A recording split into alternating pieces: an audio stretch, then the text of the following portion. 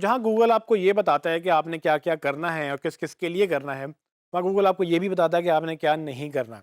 तो गूगल ने बड़ी वज़ाहत करके ये लिख दिया अपनी गाइडलाइंस के अंदर कि ये पर्टिकुलर चीज़ें आपने बिल्कुल नहीं करनी। याद रखें कि सिर्फ़ ये वही चीज़ें नहीं हैं जो गूगल मना करता है, गूगल इसके अलावा भी बड़ी चीज़ें मना करता है। लेकिन अगर गूगल ने ये लिख दी हैं, तो आप इमेजिन करें गूगल के लिए कितना इम्पोर्टेंट होगा कि उसने बाकायदा मेंशन करके इन चीज़ों को मना किया। अब ये काम गूगल ने खुद अपनी वेबसाइट पे लिखे हैं कि आपने नहीं करने और उसके बाद भी अगर आप करें, तो इमेजिन करें कि गूगल आपको पेनल्टी डालेगा या नहीं डालेगा। मैं आपको कुछ चीज़ें अगेन टॉप पॉइंट्स में मैंने यहाँ लिखे हैं। मैं आपको लिंक दूँगा जिसमें आप जाके मज़ीद पढ़ सकेंगे। ये सारी चीज़ें गूगल ने मना की हैं। इसमें क्या-क्या हैं जी? सबसे पहले गूगल कहता है कि जी आप ऑटोमैटिकली अपना कंटेंट जनरेट नहीं करेंगे। तो आप इमेजिन करें वो सारे टूल्स, वो सारी प्रोडक्ट्स, वो सारी चीज़ें जो ऑटोमैटिकली कंटेंट क्रिएट करती हैं, गूगल ने उसको मना कर दिया है। अब गूगल ने मना किया इसका मतलब ये है कि गूगल के पास ये कैपेबिलिटी है कि वो जज कर सके, वो मेज़र कर सके कि आपने कंटेंट खुद क्रिएट किया है, खुद लिखा है या आपने कोई टूल यूज़ करके ऑटोमैटिकली कंटेंट जनरेट किया है। आपको जब इन फील्ड में जाएँगे या अगर ऑलरेडी आप फील्ड में हैं, तो आपको बहुत सारी चीज़ें ऐसी मिलेंगी जो आपको टूल्स मिलेंगे, कंटेंट स्पिनर बोलते हैं, स्पिन कर लेते हैं कंटेंट ऑटोमैटिकली एक वर्ड चेंज करके दूसरा वर्ड बना के उसको जो है वो कॉन्टेक्स्ट चेंज कर देते हैं। वो टेक्स्ट पहचाना नहीं जाता कि ये सेम टेक्स्ट है, लेकिन गूगल को ये सारी चीज़ें पता हैं। गूगल के पास हज़ारों की तादाद में पीएचडी इंजीनियर्स बैठे हुए हैं जो इन्हीं चीज़ों को रोज़ाना इस पे एल्गोरिदम बना रहे होते हैं, इन चीज़ों को रोक रहे होते हैं। आपने वो यूज़ नहीं करना। दूसरा पॉइंट गूगल ये कहता है कि आप किसी भी लिंक स्कीम्स में पार्टिसिपेट ना करें। लिंक स्कीम्स के ऊपर मैंने आपको वज़ाहत की थी कि किस तरह से लिंक बिल्डिंग के लिए लोग मैनिपुलेट करते हैं गूगल को, वो लिंक स्कीम्स में पार्टिसिपेट करते हैं जिसमें क्या होता है कि जी एक मेन वेबसाइट होती है, उसको लिंक करने के लिए कुछ एक टियर 1 पेजेज़ होते हैं, फिर टियर 2 पेजेज़ होते हैं, फिर टियर 3 करते-करते एक पिरामिड सा बन जाता है। वो लिंक स्कीम कहलाती हैं। लिंक स्कीम के अंदर बड़ी डिफरेंट वैराइटीज़ हैं और उसमें लिंक व्हील्स भी काउंट होते हैं कि एक लिंक से दूसरे लिंक, दूसरे पेज से तीसरे पेज पे करते-करते सब एक-दूसरे को लिंक भी दे रहे होते हैं और सब एक मेन वेबसाइट को भी लिंक दे रहे होते हैं। लिंक व्हील, लिंक पिरामिड और इसके अलावा जितने भी आई डोंट नो कितने ब्लैक हैट टेक्निक्स हैं, गूगल ने एक पॉइंट में क्लियर कर दिया है कि किसी भी किस्म की लिंक स्कीम में आपने पार्टिसिपेट नहीं करना। इसके बावजूद आप करें, आप लोगों को पैसे भी देते दें और अगर आपको लोग आगे मतलब ऑफ़र भी करें, तो आई डोंट नो कि आप ये कैसे कर सकते हैं जब गूगल खुद मना कर रहा है तो आप कैसे उसको प्रोवाइड करेंगे? तीसरी चीज़ ये है कि वो कहता है कि जी ऐसा कंटेंट ना हो जो बिल्कुल भी ओरिजिनल ना हो। तो कुछ लोग कंटेंट क्रिएट करते हैं जो बड़ा आर्टिफ़िशियल सा कंटेंट होता है। उसमें मतलब प्रोडक्ट आ गई, प्रोडक्ट की डिस्क्रिप्शन आ गई। अब वो डिस्क्रिप्शन हज़ारों वेबसाइट में पड़ी हुई है।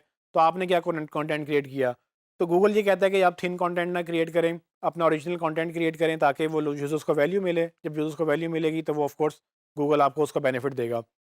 क्लोकिंग एक टेक्नीक है जिसमें आप छुपा लेते हैं, एक दिखाते कुछ हैं और वो बेचते कुछ हैं। तो क्लोकिंग भी गूगल मना करता है कि यूआरएल आपने कुछ दिखाया उसको और लेके किसी और पेज पे चले गए। ये एक टेक्नीक है जिससे आप मास्क कर लेते हैं। आप एक गलत यूआरएल दिखा के गलत पेज पे लोगों को ले जाते हैं। तो टेक्निकलिटीज़ में मैं नहीं जाऊँगा, लेकिन अगर आप क्लॉकिंग आप कर रहे हैं तो आपको पता है आप क्या कर रहे हैं और आप ना करें। अगर आपको नहीं पता तो अच्छी बात है आपको नहीं पता, क्योंकि ये आपको सीखने की ज़रूरत नहीं है। ये ऐसी टेक्नीक है जो गूगल ने मना कर दी है और ये इस पे मेहनत करने की बजाय आप जो चीज़ें मैंने बताई हैं और 1 नंबर चीज़ों पे मेहनत करेंगे तो आपके लिए भी फ़ायदा होगा और आप अल्टीमेटली अपना करियर अच्छा बना सकेंगे। फिर इसी तरह से स्नीकी रीडायरेक्ट्स हैं जो अगेन आप पेज रैंक कुछ करवाते हैं, जैसे ही वो लिंक करेगा उसके ऊपर कोई यूज़र तो ऑटोमेटिकली वो रिफ्रेश होकर किसी और पेज पे ले जाएगा। तो ये भी लोग टेक्नीक करते हैं कि वो एक पेज दिखाते हैं कि गूगल पे अच्छा पेज क्रिएट करते हैं और उस पे रैंकिंग ले लेते हैं, लेकिन असल में बेच वो कुछ और रहे होते हैं जो कि गूगल पसंद नहीं करता है या गूगल ने उसको मना किया है। वो पॉलिसी गाइडलाइंस दी हैं। फॉर एग्जांपल गैम्बलिंग की वेबसाइट है, इस तरह की दूसरी वेबसाइट्स हैं जिनको गूगल बाकायदा अलाउ नहीं करता। तो लोग क्या करते हैं कि एक गूगल जो पसंद करता है उस पेज को रैंक करवाते हैं एक सर्टेन कीवर्ड के ऊपर। जैसे आप उस पेज पे लैंड करते हैं, कुछ देर बाद, कुछ सेकंड बाद वो रिफ्रेश होता है और रिफ्रेश होके एक नए पेज पे चला जाता है। वो रीडायरेक्ट के एक कैटेगरी में आता है। गूगल कहता है कि ऐसे ही कोई जो है ना वियर्ड से आप बहुत ही ज़्यादा चालाक बनने की कोशिश ना करें। ऐसे रीडायरेक्ट मत लगाएँ जो कि यूज़र्स को एक जगह दूसरी जगह पे ले जाए। क्योंकि अगर आप ये करेंगे तो गूगल आपके साथ अगेन चैलेंज में आ जाएगा। गूगल कहेगा अगर आप ये कर रहे हैं तो मैं आपको पेनल्टी करूँगा। इसी तरह से बाकी भी चीज़ें मेंशन है यहाँ पर। आप मज़ीद अगर इनको पढ़ना हो तो आप जाके लिंक्स में पढ़ सकते हैं। उसमें मैं आपको बड़ी क्विकली बता सकता हूँ कि हिडन टेक्स्ट गूगल ने मना किया है कि कंटेंट छुपा हुआ ना हो। सारा कंटेंट गूगल यूज़र को नज़र आना चाहिए। मैंने आपको बताया था कि वो बैकग्राउंड, फोरग्राउंड कलर सेम करके कीवर्ड की डेंसिटी बढ़ा देते थे ताकि जो है ना लोग अगर चूँकि शुरू में गूगल मेजर करता था कि कौन-सा कीवर्ड किसी पेज पे कितनी दफ़ा रिपीट हो रहा है। अगर आप एक ही वर्ड बार-बार लिखे हैं mobile phone, mobile phone, mobile phone 100 दफ़ा तो आप नहीं लिख सकेंगे। तो वो लोगों ने प्रैक्टिस की थी कि वो कंटेंट व्हाइट स्पेस में लिखते थे और उसमें टेक्स्ट का कलर भी व्हाइट करके बैकग्राउंड फोरग्राउंड कलर से सेम किया, लोगों को नज़र नहीं आ रहा लेकिन एक्चुअली पेज पे कंटेंट एग्जिस्ट करता था। या वो एचटीएमएल में हाइड कर देते थे। उससे होता ये है कि गूगल चूँकि एचटीएमएल पढ़ता है, वो आपका कंटेंट नहीं पढ़ता, उससे नुकसान मतलब यूज़र को कुछ नज़र नहीं आता लेकिन गूगल को वो कंटेंट नज़र आता था। तो ये सारी चीज़ें गूगल ने मना की। ये अब वैसे प्रैक्टिस होती भी नहीं है, लेकिन अगर आप ये कर रहे हैं तो आप मत करें क्योंकि ये बड़ा नुकसानदेह साबित हो सकती है। उसके बाद कंटेंट कॉपी ना करें, कंटेंट जो है जो इर्रेलेवेंट पेजेस के साथ इर्रेलेवेंट कीवर्ड्स का पेजेस लोड ना करें। तो काफ़ी चीज़ें आपको इस लिंक के ऊपर मिल जाएँगी। ये लिंक के ऊपर आप जाएँ, तसल्ली से इनको पढ़ें, इनकी डिटेल्स बना लें। और अक्सर तो आप खुद कर रहे होते हैं लेकिन अक्सर आपसे क्लाइंट भी ये कहते हैं कि हमें ये काम करना है। तो आप मेक श्योर करें कि इस पेज को आप बुकमार्क कर लें। ये वो गाइडलाइंस हैं जो आपकी ज़िंदगी आसान करेंगी, आपकी एसईओ भी अच्छी करेंगी। अगर आपसे कोई नाजायज़ चीज़ माँग रहा है और अगर आपको ऐसी किसी चीज़ पे नाजायज़ वो आपके साथ ज़्यादती कर रहा है, तो आप उसको बता दें कि भाई हम एक नंबर काम करते हैं, हम एथिकल काम करते हैं, हम गूगल से फ़ाइट नहीं कर सकते। हम गूगल को फ़ॉलो करके आपकी वेबसाइट ऊपर लेके आएँगे, उसमें टाइम लगता है, उसमें ये सारी चीज़ें जो गूगल ने मेंशन की हैं वो हम करके देंगे। अगर आपको यकीन नहीं आता, आप गूगल की वेबसाइट पे जाके पढ़ लें। तो इससे ज़रा काफ़ी कॉन्फिडेंस का क्लाइंट को मिलता है कि हाँ भाई ये जो बात कर रहा है वो ठीक कर रहा है। जो वैसे ही 2 नंबर काम करवाने के चक्करों में आप उनसे नहीं करें तो बेहतर है क्योंकि अल्टीमेटली वो आपकी रिप्यूट भी ख़राब करेगा और वो आपसे कभी खुश भी नहीं हो सकेगा। रीज़न ये है कि अगर आप उनको ऐसी कोई गलत काम करके दे भी देंगे, किसी दिन गूगल ने पकड़ लेना उस वेबसाइट को, उसने पेनल्टी डाल देनी है, बैन हो जाएगी वेबसाइट। जब बैन हो जाएगी, अल्टीमेटली वो आप पे मुद्दा डालेगा कि भई ये आपने काम गलत किया है, आपने ठीक नहीं किया।